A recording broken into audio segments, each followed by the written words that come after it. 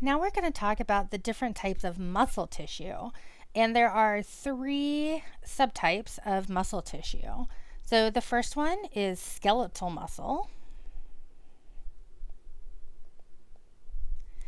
The second one is cardiac muscle.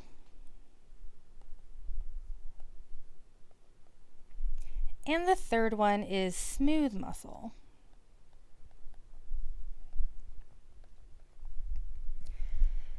And when it comes to muscle tissue, when it comes to these three different types, they actually differ quite a bit in their structure, their location, and their functions.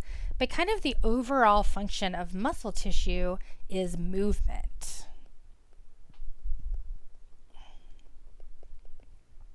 So the overall function is movement. But we'll talk about kind of more specifically what we mean by that when we talk about each of these three types in more detail on the following slides. So now let's take a look at where each of these types of muscle tissue are located. So let's start with skeletal muscle. So the name kind of tells you where it's located. So your skeletal muscle is attached to your skeleton.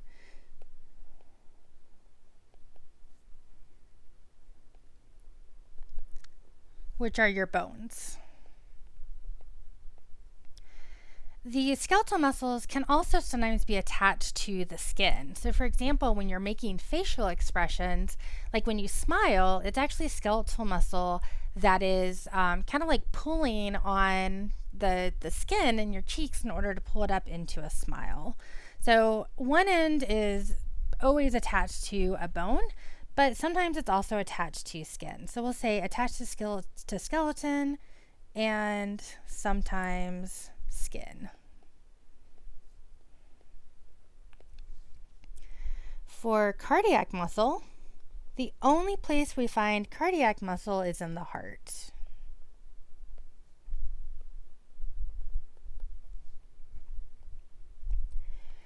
And when we look at smooth muscle, we typically find it in the walls of hollow organs.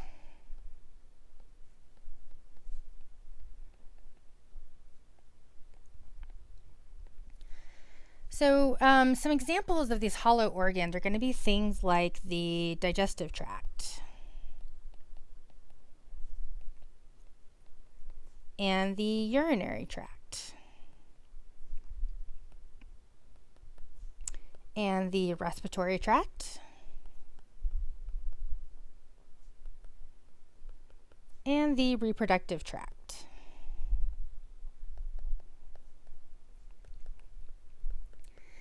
And not to confuse you, because we also talked about these tracts when we talked about epithelial tissue. And that's because epithelial tissue is also there. So if we were to take a look at like a cross section of these tracts, and by tracts we're basically talking about tubes, right? So with like digestive tract, you basically have a tube that goes all the way from your mouth to your anus. For your urinary tract, you have a tube that goes from your kidneys out, through the ureters into the urinary bladder and then out through the urethra to the external environment. For your respiratory tract, you have a tube that starts at your mouth and goes into your trachea and goes into your lungs. And then the reproductive tract, you have, like for example, in females, you have a tube that basically goes in through the vagina and into the uterus and then up through the uterine tubes. So you just have these tubes kind of like jutting into your body. And the way that these tubes work, if you were to look at a cross section of them, kind of up against the lumen. So remember, the lumen is the space. So this is where like your food is traveling through your digestive tract, or the urine is traveling through your urinary tract. And so right up against the lumen, you're going to have that layer of epithelial tissue that we talked about previously. And then you typically have a layer of connective tissue kind of attached to that. And then outside that connective tissue, you typically have another layer, and that's where you're going to find your smooth tissue.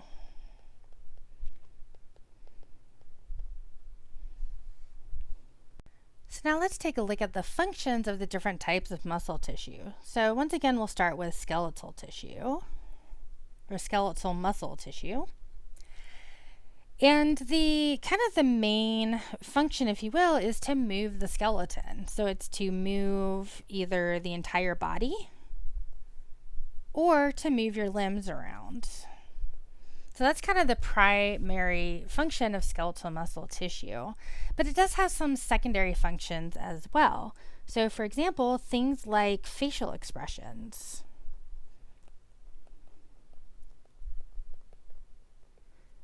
Things like breathing. So your breathing muscles are skeletal. It can also help with thermoregulation. So shivering.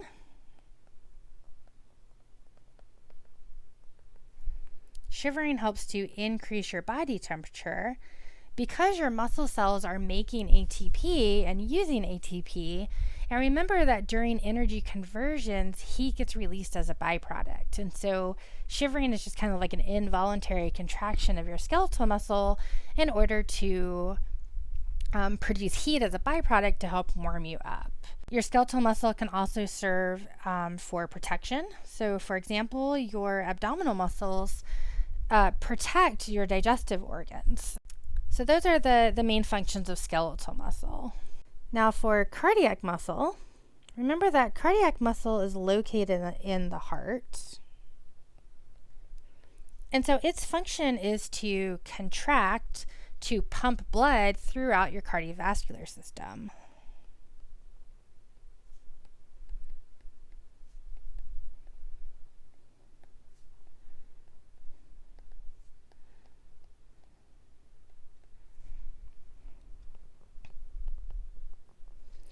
And blood is this fluid that has cells and other stuff in it. And the main thing that blood does is it transports nutrients around the body.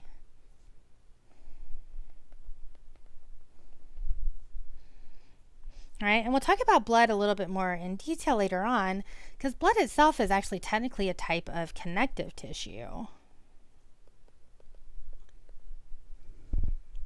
But the cardiac muscle is what helps to move that connective tissue around. And then the third type of muscle tissue are smooth muscle.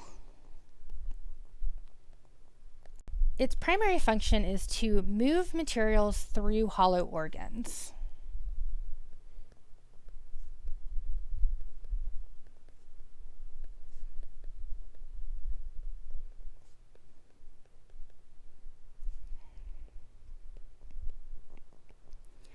For example, your smooth muscle is responsible for swallowing. So it's how your body moves food from your mouth into your stomach. And then your stomach has smooth muscle that moves the material from your stomach into your small intestine. And then your small intestine has smooth muscle that helps to kind of squeeze that material through the small intestine into the large intestine, etc., etc. Same thing with your urinary tract. So the way that urine gets transported from the kidneys into the urinary bladder is by the smooth muscle in the ureters. Now, the type of contraction that smooth muscle does is called peristalsis. And peristalsis are these kind of rhythmic, wave-like contractions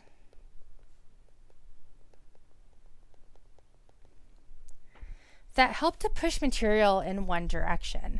So you can kind of think of it as like squeezing a tube of toothpaste when you're trying to get that last little bit of toothpaste out, where you're kind of squeezing the toothpaste in one direction.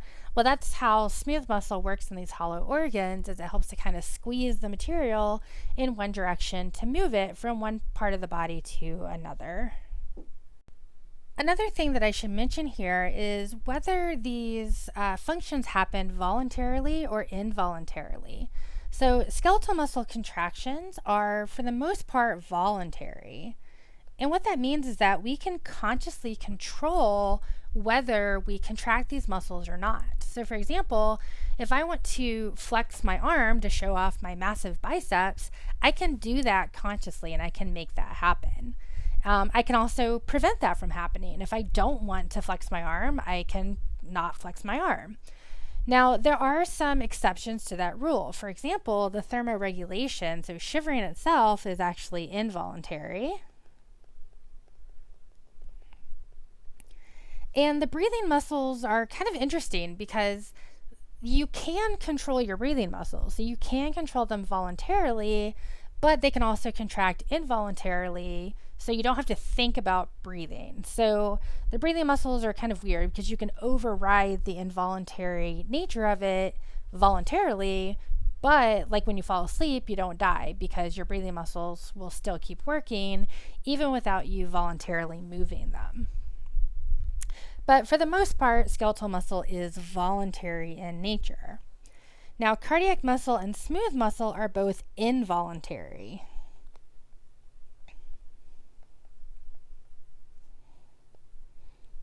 So we should say contract involuntarily. All right, and what that means is that you do not have any control over whether your heart beats or not. You can't think about stopping your heart and make it happen. For the structure of muscle tissue, I'm actually going to address this on the next couple of slides as we look at some pictures, and I'll point out some key features of the different types of muscle tissue. So starting with our skeletal muscle, first of all, the cells of skeletal muscle are these kind of long cylindrical cells. And you can see that kind of over here on this picture, where this is like one kind of long cylindrical skeletal muscle cell here. And the nuclei typically are kind of pushed up against the edge of the cell membrane. So basically this outline portion here would be the cell membrane. And the nucleus is pushed off to the side because the cells are just jam-packed with proteins. And these proteins are what allow you to actually contract and make your muscles move. Now, if we look at this picture over here, so this one's kind of more zoomed in. This is probably a 400x magnification. You can kind of see that, well, once again, you can see kind of the edge of the cell here. So that would be the cell membrane. And you can see the nuclei kind of pushed up against the edge of the cell. And then you can kind of see these faint lines kind of going horizontally like this. And these lines here are called striations. And these striations are what make these stripes. And these stripes are produced by the contractile proteins that actually make the cell contract. If we look at cardiac muscle tissue, and once again, we've got kind of like a 100x magnification here, and then I kind of zoomed in and did a 400x magnification here. And so with cardiac muscle cells, the cells are kind of these branched cells. And so it's a little bit hard to see on the picture here, but these cells actually have these kind of like branched appearances to them. And that's because each cell actually connects to multiple other cells. And this is important for cardiac muscle tissue because the muscle tissue has to be able to kind of contract in unison to work together to pump blood throughout the body. All right, so you've got these branch cells that kind of connect to like multiple other cells. And then you can see the nuclei pretty clearly here. So like here's a nucleus here. And like I said, it's kind of hard to see the branched nature of the cells, although you can kind of see how this one has like a branch kind of coming off of it here so that it can connect to multiple other cells. Now, one key feature of cardiac muscle tissue that you should know about are these kind of thicker, kind of horizontal lines here. Now, these are not striations, although these cells do have striations. So if we look over here, we can see these kind of lines here. these are the striations, kind of like what we saw in the skeletal muscle cells. So these are those stripes that have to do with those contractile proteins. But this other kind of band that we see, so we can see it pretty clearly kind of right here. There's another one right here and another one right here. And we can see them over here as these kind of thicker striations almost. And these are called intercalated discs. And what these intercalated discs do is they connect adjacent cells to each other.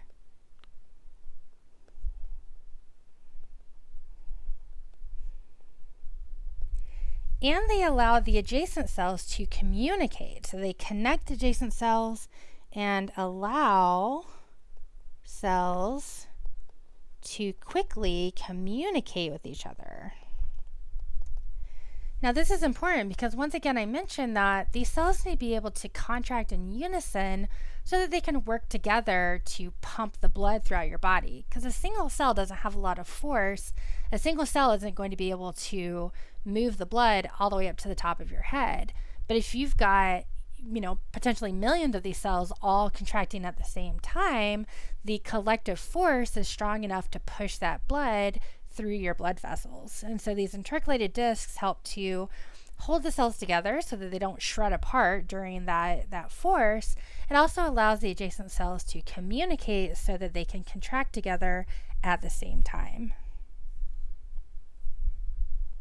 And for smooth muscle tissue, the main reason why it's called smooth is because it does not have those striations. So no striations.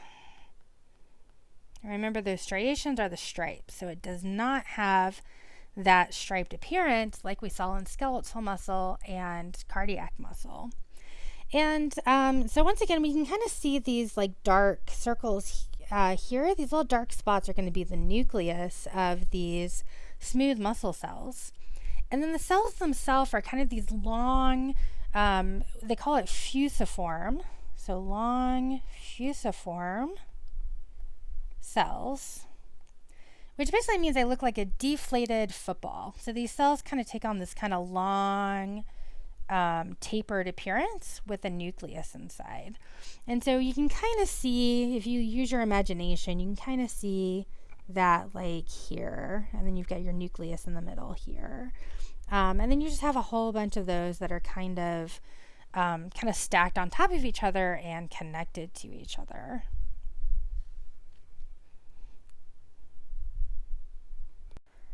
So as you're taking notes, you might want to go back and kind of make a chart for yourself to compare and contrast the different types of muscle tissue. And so the chart could look something like this. So you could look at the type, which would be something like skeletal, cardiac, and smooth. And then you could look at things like the specific location, the specific function. Keep track of which ones have intercalated discs, which is only cardiac. You could take a look at which ones have striations. You could take a look at the cell shape, which kind of differs. You could also look at, and I ran out of room here, but you could also look at whether it is voluntary or involuntary with regards to how it contracts. So you could make another column here as to whether it contracts voluntarily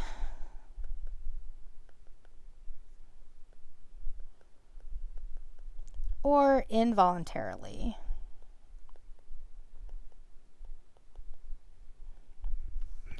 So even though you might be filling out this kind of like overall chart of muscle tissue, versus epithelial tissue and kind of the overall functions and structure and stuff like that, you might want to focus a little bit more specifically on these different types of muscle tissue in addition to that, to help you kind of compare and contrast the different types with regards to where they're located, what they do, and their different structures.